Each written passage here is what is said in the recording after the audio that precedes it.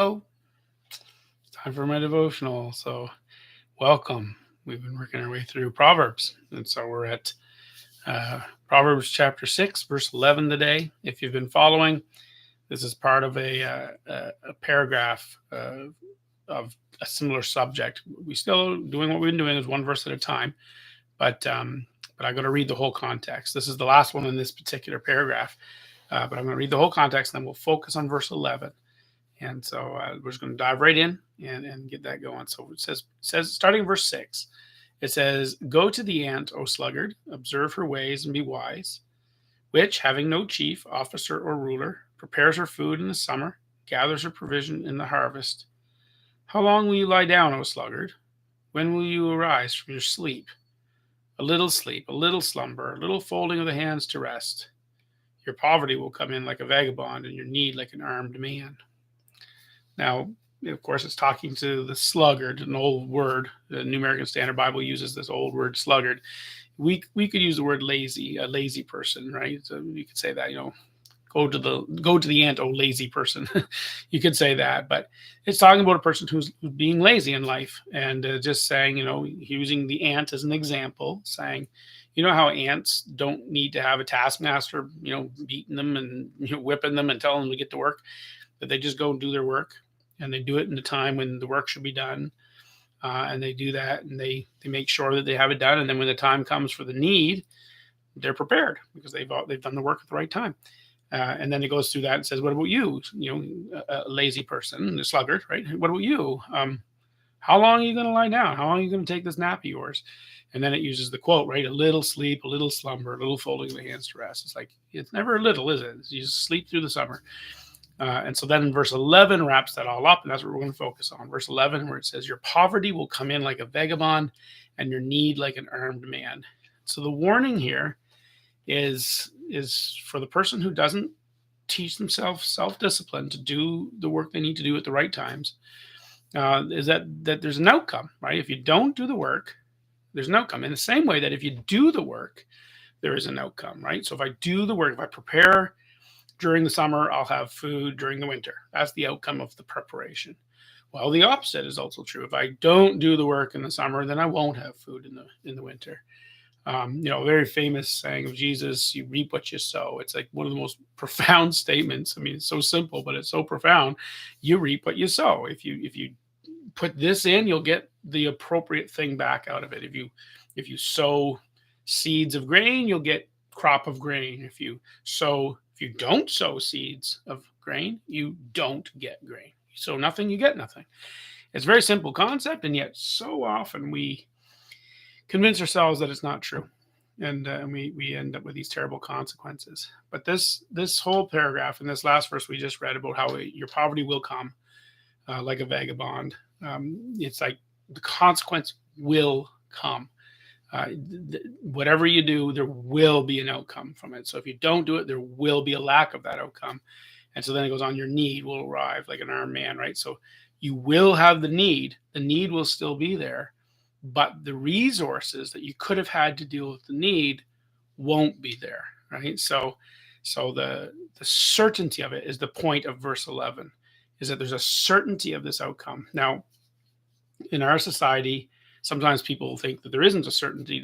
We're such a wealthy society, and we have all these social programs and all these things we do that we can kind of, tight family bonds or whatever, and we can often think, it doesn't matter, it'll all work out somehow, and we can kind of have this thinking. It's kind of part of that rationalization sometimes that we can have in our society, more so than even others. And so sometimes a person can develop habits of laziness because things always seem to work out for them when they were young, and things always seem to work out for them one way or another. But I think I'll suggest that it doesn't always work out as good as you think. Having helped people in some pretty tight situations, no, it's not always as doesn't work out quite as well as sometimes the movies or our own life experience might lead us to believe.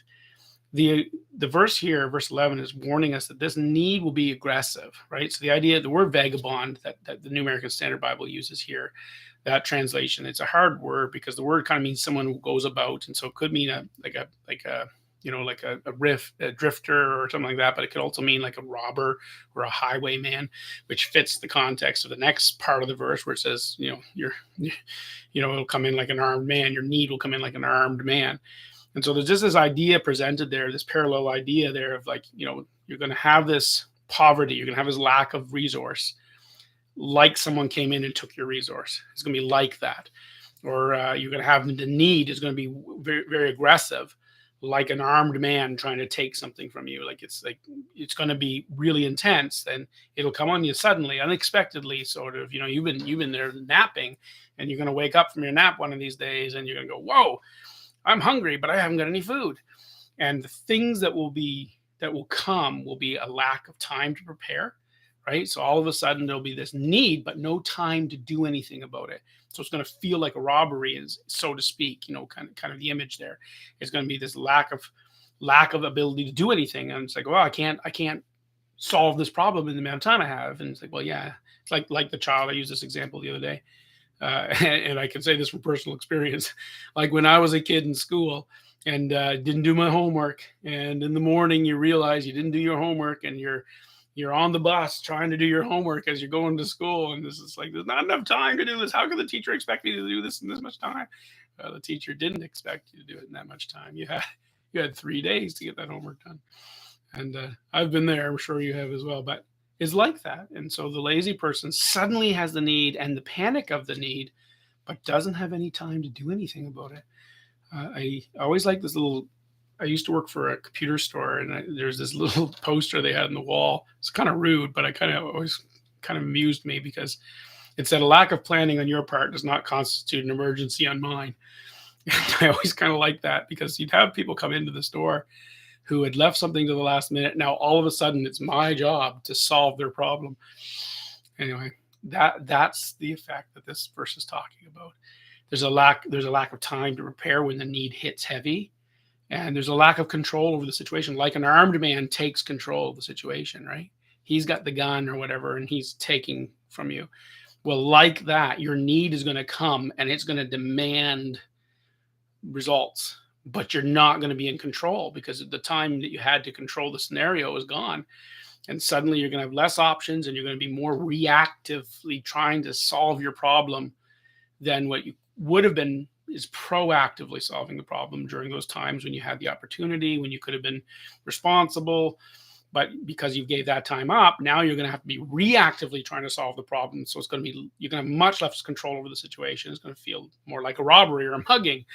You're going to have a lack of efficiency in dealing with that problem. So you're actually going to have to do more work than you would have had to do to get the same outcome, because you're going to have to do it under such duress. And so it's just a brutal outcome. And so that's the warning this is giving. Like, if you want to be wise, learn the self-discipline so that you can do it in the time that God gave you to naturally do things, rather than suddenly trying to solve a problem that will come. So that's the idea. Work when you should work, rest when you should rest. So I don't want to finish this little devotional today without addressing these other two ideas. So I'm just going to briefly discuss them. But there's this thing that sometimes happens in our culture, at least, where we get this idea that if somebody is poor, it's always because they're lazy. And I want to just address that. This scripture is not saying that. Some people are poor because they're lazy. That's real. There are people that just don't want to work. They don't bother working. They want to have everybody else take care of their needs for them. And so they're poor. But that doesn't mean that everybody that's poor is that in that condition. Sometimes poverty is very legit. It's just a lack of opportunity. Maybe there was a drought. Maybe their particular profession, suddenly nobody was hiring, or there's real things that happen. Maybe a disaster happened in their life. Maybe they got sick. They couldn't work for a time. Who knows? There's so many ways that poverty could happen that are very legitimate, and it doesn't mean that the person who's poor is lazy. And so it would be a mistake to see this kind of verse as if it was saying that. It's not saying that. But what is true is that if you are lazy, your poverty is coming. There is a poverty that comes from that. So that's important to note. So the legitimately poor need help, and those of us who have more means, we should do what we can to help those people, because it's not a lack